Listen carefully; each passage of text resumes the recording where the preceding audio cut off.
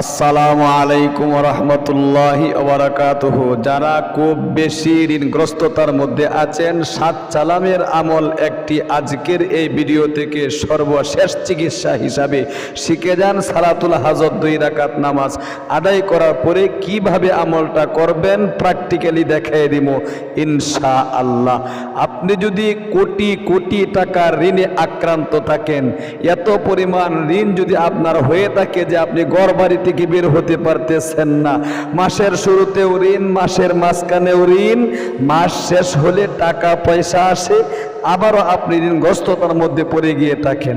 আহারে, আল্লাহর নবী বিশ্ব নবীর শিখানো আজকের এই আমলটাই পারে আপনার কোটি কোটি টাকার ঋণ পরিশোধ করার ব্যবস্থা করে দিতে, পরিবার সংসার থেকে অভাব অনটন দুঃখ কষ্ট দূরীভূত করে দিতে, ব্যবসায় উন্নতি এনে দিতে, কৃষিকাজে উন্নতি এনে দিতে, চাকরির টাকার মধ্যে বরকত দান করতে। আল্লাহু আকবার। সব সময় একটা কথা খেয়াল করবেন, কোরআনিক আমল শক্তিশালী আমল। সিহাসিত্তার যত কিতাব রয়েছে সমস্ত কিতাবের ঊর্ধ্বে হলো কোরআনিক আমল। সুতরাং নবীজির শেখানো যে দোয়াগুলো রয়েছে, এই দোয়াগুলো তো মর্যাদা আছে, কিন্তু আল্লাহ রাব্বুল আলামিনের কোরআন আল কারীম, যে কোরআন আল কারীম পবিত্র জবান থেকে আল্লাহ তাআলার বের হয়েছে, ওই কোরআনিক শক্তিশালী আমলটা শেষ চিকিৎসা হিসাবে আজকে আপনি ইনশাআল্লাহ করে দেখুন। আমলটার নাম হলো 7 সালাম। কিভাবে কতবার পড়বেন এক্ষুনি আমি ইনশাআল্লাহ প্র্যাকটিক্যালি শেখায় দিচ্ছি। ও প্রিয় দিনী ভাই এবং বোন, সুন্নত তরিকায় ওযু করবেন। ওযু করে আপনি 5 ওয়াক্ত নামাজের পরে আমলটা করলে ভালো হয়। যদি পারেন ফজরের 2 রাকাত সুন্নত নামাজ আদায় করার পরে করবেন, তাও আরো বেশি ভালো। যদি পারেন তাহাজ্জুদের নামাজ আদায় করার পরে আপনি করবেন, তাহলে আরো বেশি ভালো। অর্থাৎ আপনি 24 ঘন্টার যে কোনো সময় সুযোগ পাবেন, সুন্নত তরিকায় ওযু করে আপনি এই সালাতুল হাজত 2 রাকাত নামাজ এই নিয়মে পড়বেন। ওযু শুরুতে একবার বলবেন বিসমিল্লাহির রহমানির রহিম। এরপরে ওযু শেষে একবার কষ্ট করে হলেও সহি শুদ্ধভাবে কালিমায়ে শাহাদাতটা পাঠ করবেন। অনেক মহিলা মা বোনেরা আল্লাহু আকবার এখনো পর্যন্ত এই যে প্রতিদিন কালিমায়ে শাহাদাত সহি শুদ্ধ শিখায় দিচ্ছি। হ্যাঁ, আল্লাহু আকবার। যে কালিমায়ে শাহাদাতের ব্যাপারে বিশ্বনবী হাদিস শরীফের মধ্যে বলেছেন, একবার পাঠ যদি আল্লাহর কোনো বান্দাবান্দি করতে পারে ওযুর শেষে, তাহলে আল্লাহ তাআলার তৈরি 8টি জান্নাতের দরজাগুলো তার জন্য খুলে দেওয়া হয়। যে কোনো দরজা দিয়ে ইচ্ছে সে জান্নাতে প্রবেশ করতে পারবে। একবার বলুন সুবহানাল্লাহ, আল্লাহু আকবার। এই জন্যে কালিমায়ে শাহাদাতটা সহি শুদ্ধভাবে শিখো এরকম ভাবে, আশহাদু আল্লাহ ইলাহা ইল্লাল্লাহু ওয়াহদাহু লা শারীকা লাহু ওয়া আশহাদু আন্না মুহাম্মাদান আবদুহু ওয়া রাসূলুহু। এরপরে 5 ওয়াক্ত নামাজের পরে যদি আপনি আমলটা করতে চান, 5 ওয়াক্ত নামাজের পরে সালাতুল হাজত নামাজ আগে পড়ে নেবেন। ফজরের 2 রাকাত সুন্নত নামাজ আদায় করার পরে আমলটা করলে সালাতুল হাজত নামাজ পড়ার দরকার নেই, কারণ ফজরের সুন্নতের পরে কোনো নফল নামাজ নেই। সুতরাং আপনি আসর এবং ফজরের পরে যদি আমলটা করেন, তাহলে নফল নামাজ আপনি পড়বেন না। এই 2 ওয়াক্তে কোনো নফল নামাজ নেই। মাগরিবের পরে, জোহরের পরে, এশারের পরে আপনি আমল করলে আপনি সালাতুল হাজত নামাজ পরে তারপরে আপনি কি করবেন, আমলটা করবেন। অথবা 24 ঘন্টার যে কোনো সময় আপনি 3টা যে ওয়াক্ত রয়েছে, যে ওয়াক্তগুলো নিষিদ্ধ নামাজের সময়, অনেক মহিলা মা বোনেরা এখনো পর্যন্ত নামাজের নিষিদ্ধ সময়গুলো সম্পর্কে অবগত না। আজকের এই আমলের ভিডিও থেকে আজকে আমি আপনাদেরকে ইনশাআল্লাহ জানিয়ে দিই। দেখেন, তিনটা সময় এমন আছে যেগুলোর মধ্যে নামাজ পড়া মাকরুহে তাহরিমি। নামাজ পড়াটা কিন্তু সওয়াবের কাজ, কিন্তু আপনি ওই সময় নামাজ পড়লে গুনাহগার হয়ে যাবেন। একটা হলো সূর্য যখন উদিত হতে থাকে, এটা সময়টা কখন? অর্থাৎ ফজরের নামাজের একটি নির্দিষ্ট সময় আছে ক্যালেন্ডারে, ওই সময় শেষ হওয়ার পর থেকেই আপনার সূর্য ওঠা শুরু হয়ে যায়। 18-19 মিনিট সময় সূর্য উঠতে থাকে। ওই সময়টার মধ্যে আপনি আপনার কাজা নামাজ, ওয়াক্তিয়া নামাজ, যে কোনো নামাজ, এমনকি জানাজার নামাজ পর্যন্ত পড়া কি মাকরুহে তাহরিমি, অর্থাৎ হারামের কাছাকাছি। এরপরে 2 নম্বর হলো সূর্য যখন বরাবর হয়ে যায়। সূর্য যখন বরাবর হয়ে যায়, দেখবেন আপনি এরকম দাঁড়িয়ে সূর্য যখন বরাবর হয় তখন আপনার ছায়াটা সামনের দিক দিয়েও নয়, পিছনের দিক দিয়েও কি নয়, অর্থাৎ বরাবর। ওই সময় আপনি কি করতে পারবেন না, যতক্ষণ পর্যন্ত পূর্ব দিকে না হেলে ততক্ষণ পর্যন্ত আপনি নামাজ পড়তে পারবেন না, মাকরুহে তাহরিমি। এরপরে 3 নম্বর, সূর্য যখন অস্তমিত হতে যায়, সূর্য যখন অস্তমিত হতে চলে তখন আপনি কি করবেন? কাজা নামাজ পড়বেন না, জানাজার নামাজ পড়বেন না। অর্থাৎ আসরের সময় শেষ হওয়ার পর থেকে যখন সূর্য হলুদ বর্ণ হয়ে যায়, সূর্যের দিকে তাকালে যদি চোখ রাখা যায় তাহলে বুঝতে হবে মাকরুহের সময় এসে গিয়েছে। যদি চোখ রাখা যায় না, ঝিলিক মারে, তাহলে বুঝতে হবে এখনো মাকরুহ সময় কি হয় নাই, শুরু হয় নাই।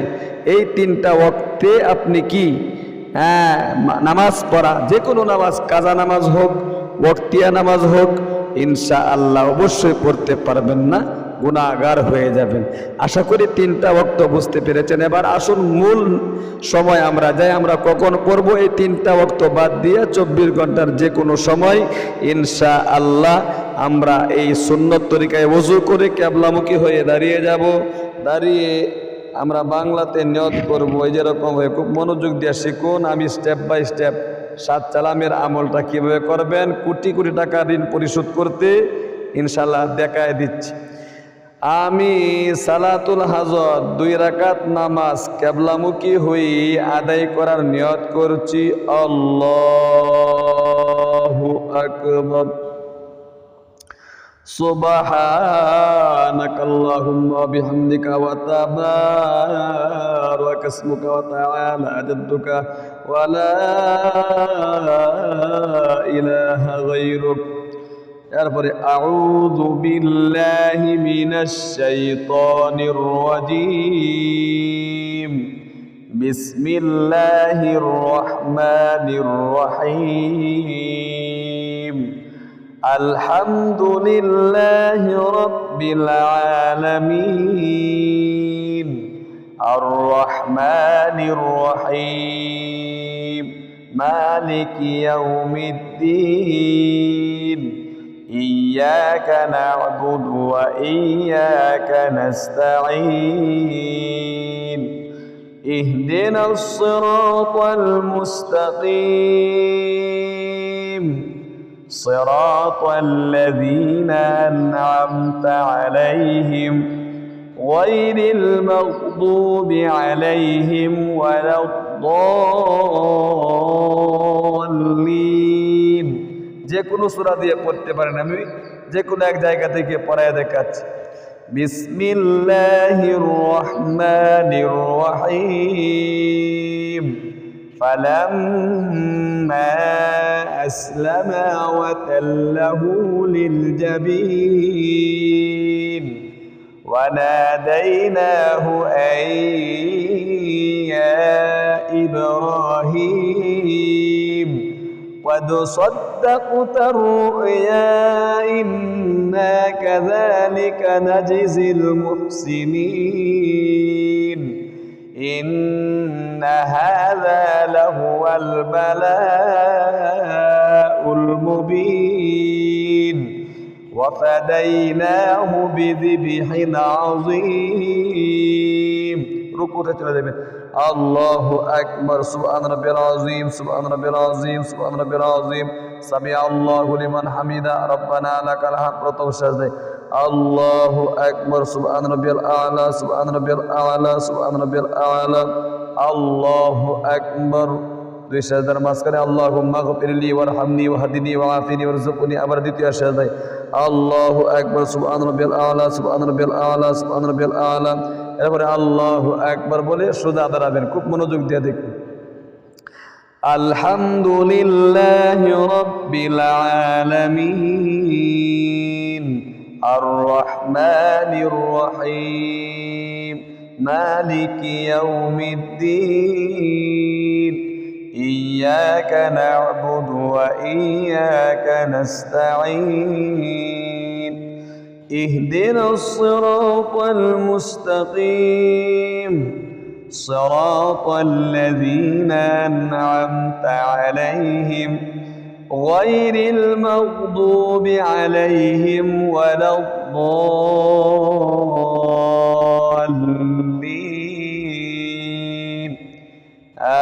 آمين بسم الله الرحمن الرحيم كلوا وتمتعوا قليلا إنكم مجرمون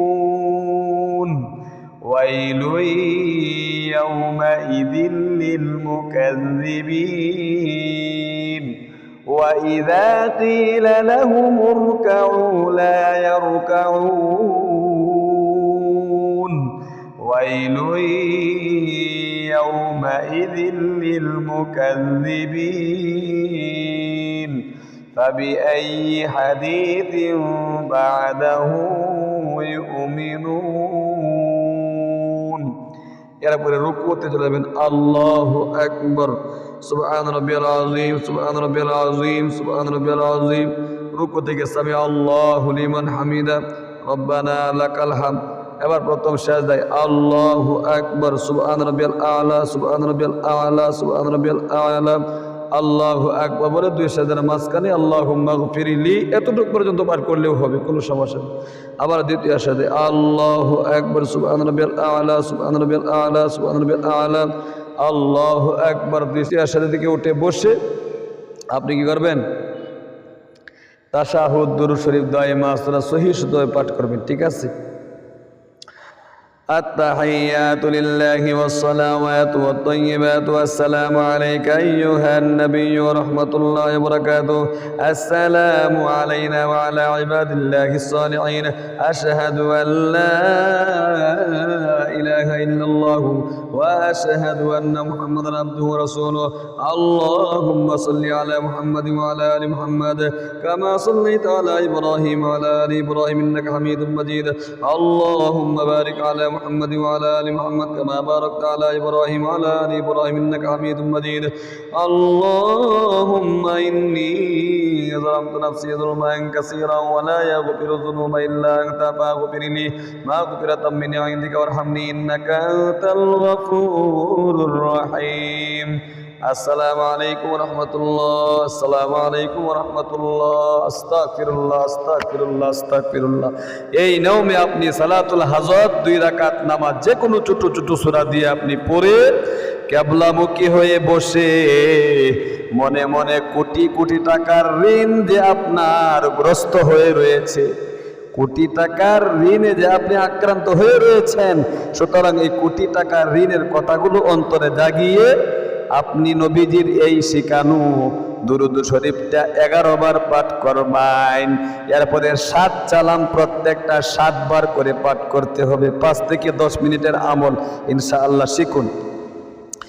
এই দুরূদ শরীফটা পাঠ করবেন সর্বপ্রথম আল্লাহুম্মা বারিক আলা মুহাম্মাদিন وعلى آل إبراهيم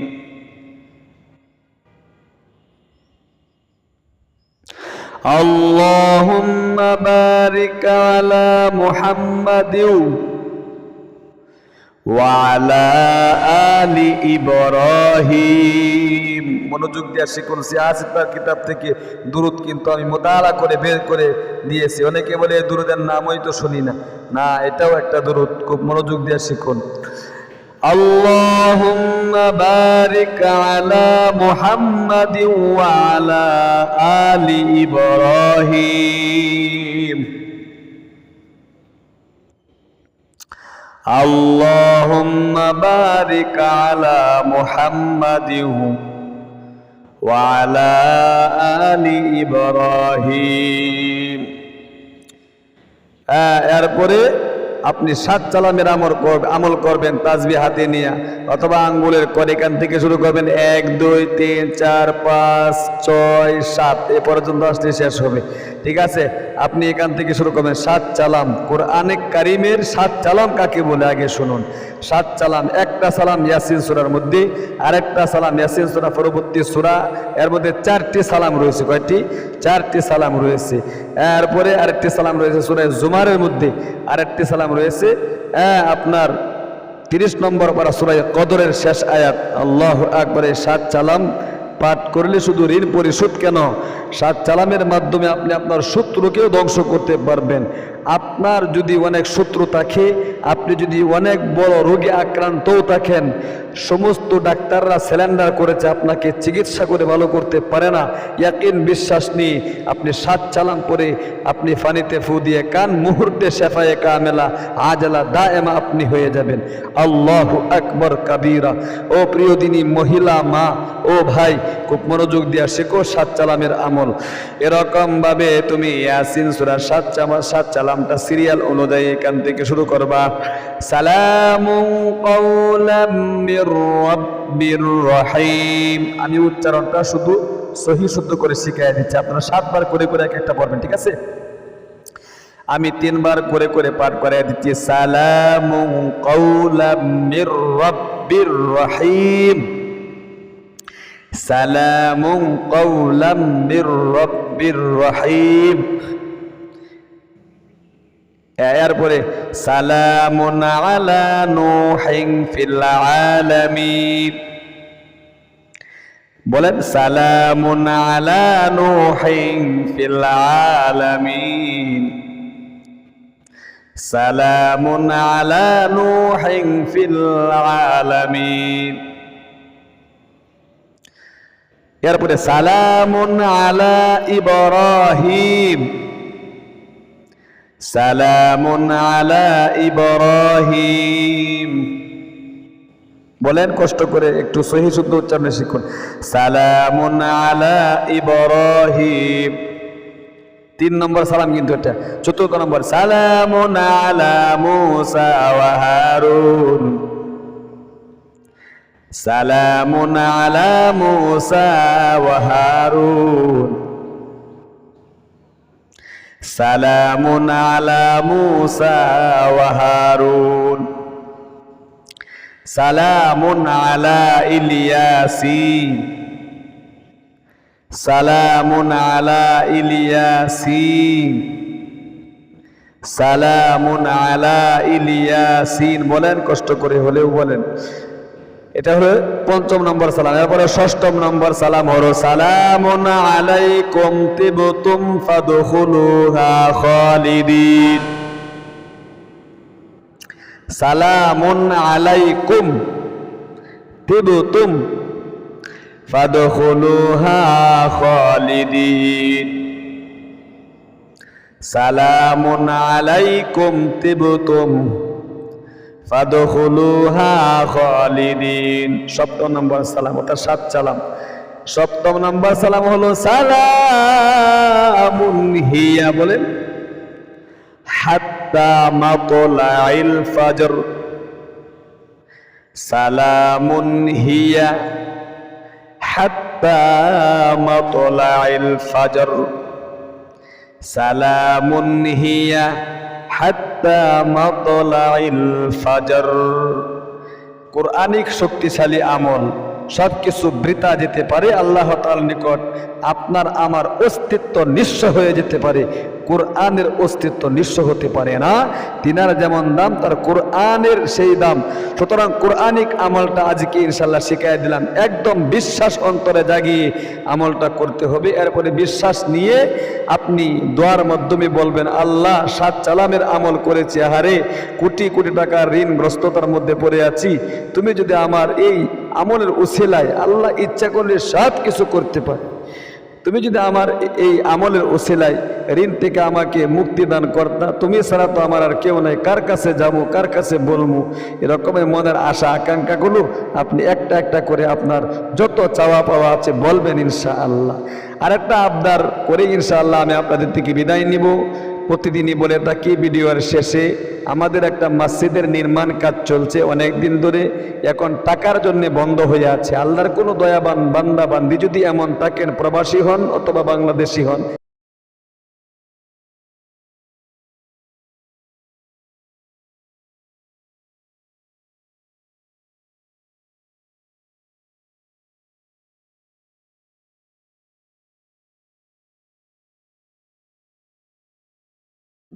আপনার শব্দ অনুযায়ী সদগায়ে জারিয়া হিসাবে আপনার মা বাবার নামে, সন্তান সন্ততির নামে আপনি দান করবেন। আহারে তাদের কবরের শান্তির জন্য, আপনার মৃত মা বাবার নামে, অথবা আপনার সন্তানের বিপদ আপদ দ্রবিত হওয়ার জন্য ইনশাআল্লাহ এই যে বিকাশ নাম্বার দেওয়া হচ্ছে, আপনি কি দান করবেন আপনার শব্দ অনুযায়ী।